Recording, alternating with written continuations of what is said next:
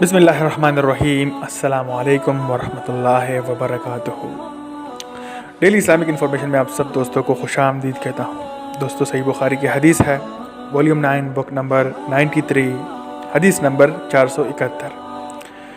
ہم سے اسماعیل بن ابی اویس نے بیان کیا، انہوں نے کہا مجھ سے امام مالک نے بیان کیا، ان سے عبد الرحمن بن عبداللہ ابن عبد الرحمن بن ابی سا نے بیان کیا، ان سے ان کے والد نے، اور ان سے حضرت ابو سعید خدری رضی اللہ تعالی عنہ نے بیان کیا کہ ایک شخص نے ایک دوسرے شخص قتادہ بن نعمان کو بار بار قل واللہ احد پڑھتے سنا۔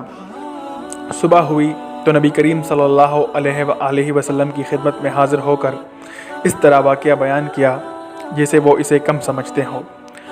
آن حضرت صلی اللہ علیہ وآلہ وسلم نے فرمایا، اس ذات کی قسم جس کے ہاتھ میں میری جان ہے، یہ سورت تہائی قرآن کے برابر ہے۔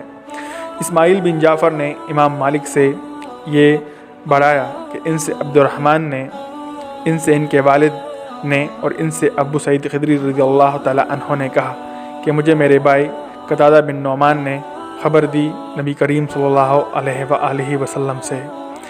شکریہ دوستو حدیث سننے کا۔